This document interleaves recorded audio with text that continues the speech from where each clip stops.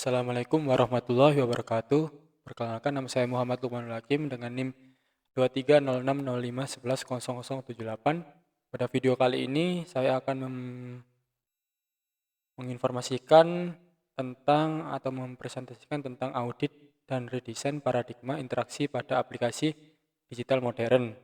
Pada studi kasus video ini yaitu menggunakan studi kasus aplikasi Gojek. Nah, untuk latar belakang aplikasinya sendiri, itu Gojek yang menggabungkan puluhan layanan dalam satu antarmuka. Jadi banyak service yang disediakan oleh aplikasi Gojek. Contohnya GoRide, GoFood, GoCar, dan lain sebagainya. Kemudian alasan analisis antarmuka kompleks, banyak layanan GoRide, GoFood, GoPay, memunculkan tantangan navigasi dan kognisi. Tujuannya yaitu mengevaluasi paradigma interaksi dan merancang solusi yang menjaga inklusivitas pengguna. Jadi bagaimana paradigma interaksi dari aplikasi Gojek ini menjaga inklusivitas pengguna atau menjaga agar penggunanya tidak kebingungan dalam operasi sehari-hari menggunakan aplikasi Gojek ini. Nah, untuk 5 paradigma interaksi utama dari aplikasi Gojek ini sendiri, yang pertama yaitu manipulasi langsung. Jadi, ketika kita ingin memesan Grab gitu kan, Grab atau Gojek gitu kan, kita memilih lokasi yang sangat spesifik dengan lokasi kita gitu. Jadi mencocokkan lokasi kita itu menggunakan ini digeser gitu. Jadi ada merah-merah ini digeser nanti di petanya. Nah, kemudian yang kedua yaitu metafora, yaitu contohnya untuk dompet untuk GoPay atau keranjang untuk GoFood memanfaatkan konsep dunia nyata. Jadi seperti ini, seperti kita pesan pada e-commerce gitu. Jadi ada sistem keranjang gitu yang diterapkan pada aplikasi Gojek. Nah, untuk dompet sendiri untuk GoPay ini yang kayak gini. Jadi dalam sistem Gojek itu sendiri, kalau kita mau memesan apapun, itu harus ada beberapa opsi pemilihan dalam pembayaran, yang salah satunya yaitu GoPay. Dan bisa juga dengan menggunakan COD atau cash on delivery gitu. Yang ketiga yaitu multimodalitas, gabungan layar sentuh, GPS, haptic feedback untuk pengalaman aksesif dan kontekstual. Jadi misal kita pesan ojek online di Gojek, maka aplikasi Gojek itu akan memberikan feedback berupa lokasi pengemudi secara real time. Jadi mengirimkan lokasi pengemudinya, terus habis itu berapa lama waktu yang akan sampai tiba nanti di lokasi kita.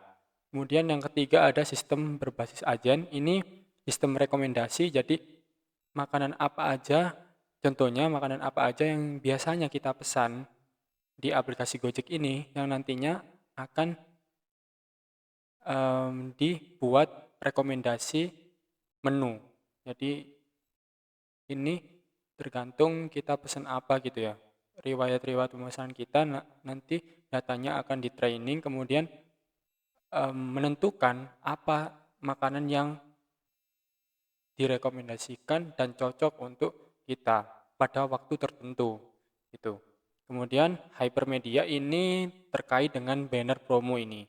Jadi setiap aplikasi biasanya itu ada hypermedianya atau carousel image yang dimana fungsinya untuk promosi salah satunya. Kemudian ketika kita klik banner ini maka akan menavigasi ke halaman yang berkaitan dengan promosi yang tertera pada eh, pada header ini, pada header aplikasinya. Oke, lanjut. Kemudian ada analisis masalah UX atau user experience information. Yang pertama yaitu information overload. Jadi karena kebanyakan icon layanan yang terdapat pada Gojek, maka pengguna yang seperti lansia, kemudian pengguna yang masih awam dengan aplikasi pemesanan online gitu, pasti akan bingung gimana caranya untuk memesan yang sekedar memesan ojek online gitu kan. Kemudian yang menyebabkan pengambilan keputusan lambat. Oke. Yang kedua yaitu manipulasi kurang akurat. Nah, pin lokasi sering auto snap yang tidak sesuai posisi GPS pengguna atau frustasi penentuan alamat. Jadi saya punya pengalaman sendiri ketika menggunakan Gojek, memesan makanan, kemudian Gojeknya itu nggak sampai di depan tempat saya gitu, tapi ada di belakang, di gang belakangnya gitu. Nah, makanya di sini manipulasi kurang akurat ini dalam penentuan lokasi yang spesifik dengan lokasi kita pada saat itu, pada saat memesan. Yang ketiga yaitu agen kaku, rekomendasi makanan tidak adaptif. Jadi karena model dari agennya itu berdasarkan historis pemesanan, jadi kurang apa ya, kurang inovatif gitu dalam memberikan model yang efektif dan efisien dan dapat menarik pengguna itu sendiri gitu. Jadi semisal modelnya itu lebih adaptif, lebih inovatif yang akan menarik pengguna semakin banyak terkait rekomendasi makanan yang ditawarkan oleh agen itu sendiri gitu. Nah, contohnya kalau semisal ada rekomendasi makanan yang tidak sesuai dengan kita. Nah, di aplikasi aplikasi Gojek itu sendiri kita tidak bisa memberikan feedback yang berupa seperti not interest, tombol gitu. Jadi nantinya model tersebut akan menyesuaikan yang not interest tidak akan ditampilkan lagi dan melatih model itu, melatih agen itu apa yang disukai oleh pengguna. Jadi rekomendasinya nanti terkait apa yang disukai pengguna, pengguna aja gitu. Nah, itu untuk analisis masalah user experience. Lanjut. Nah, untuk desain solusi inovatif atau ya inovatif, ada tiga konteks, ada tiga parameter yang tertera. Yang pertama yaitu konteks aware agent. Agent beranda dinamis menyesuaikan prioritas layanan berdasarkan waktu dan kebiasaan. Nah, jadi kebiasaan setiap pengguna ya, kebiasaan setiap pengguna.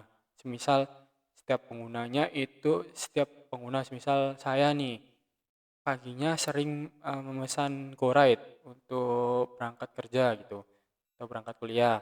Kemudian siangnya pesan GoFood untuk makan siang. Nah, itu harus disesuaikan lagi sesuai dengan preferensi penggunanya.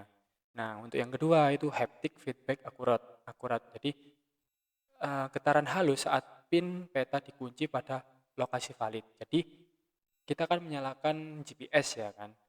Nah, kemudian ada biru-biru biasanya kalau di map, biru titik-titik biru itu. Nah, kemudian kalau kita menggeser map yang ada di menggeser lokasi yang ada di Gojek, aplikasi Gojek saat pemilihan lokasi. Nah, ketika pemilihan lokasi itu tepat tepat pada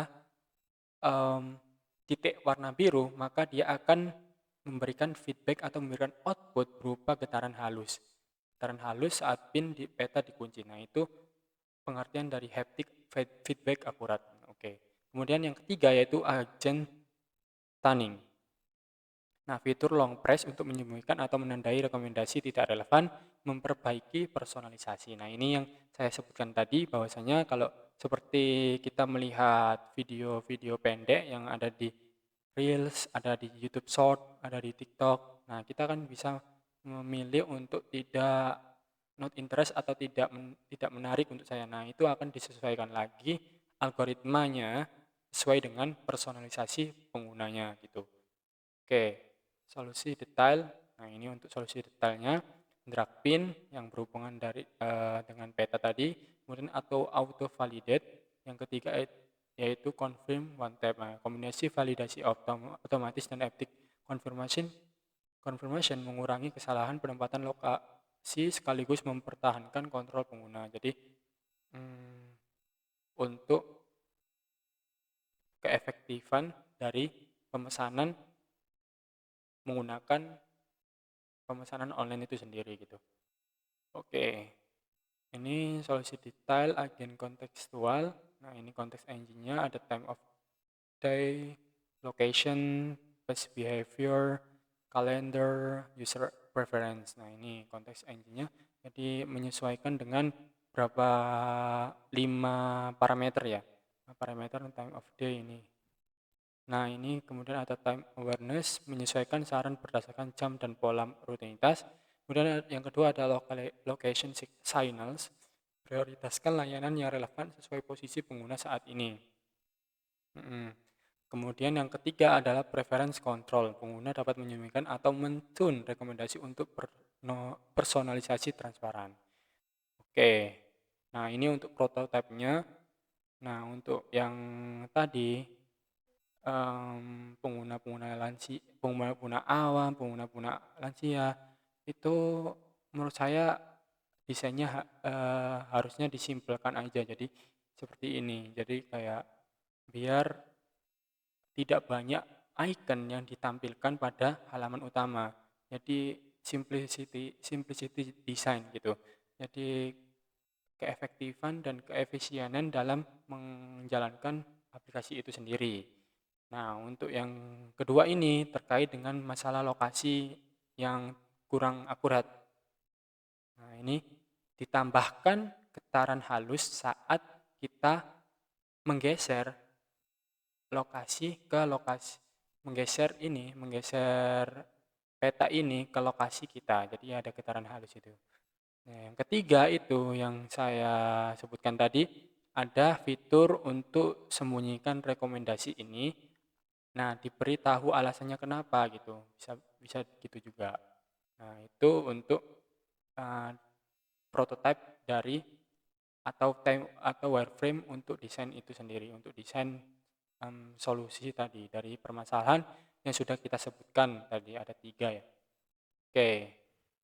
Kemudian kesimpulannya, desain modern wajib memadukan berbagai paradigma interaksi untuk fleksibilitas dan inklusivitas.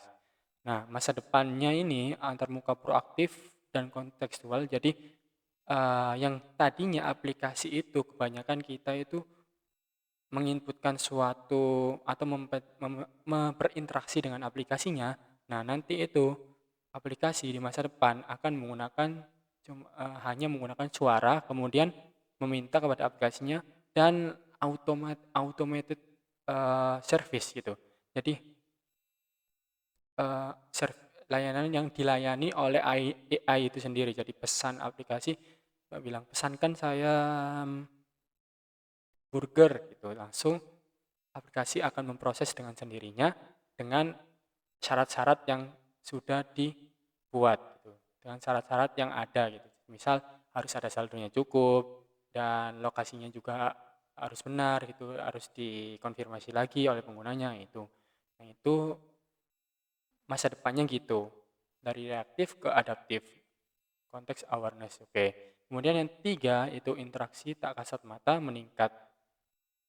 Kontrol eksplisit pengguna tetap penting untuk kepercayaan. Nah, ini yang saya sebutkan tadi untuk confirmation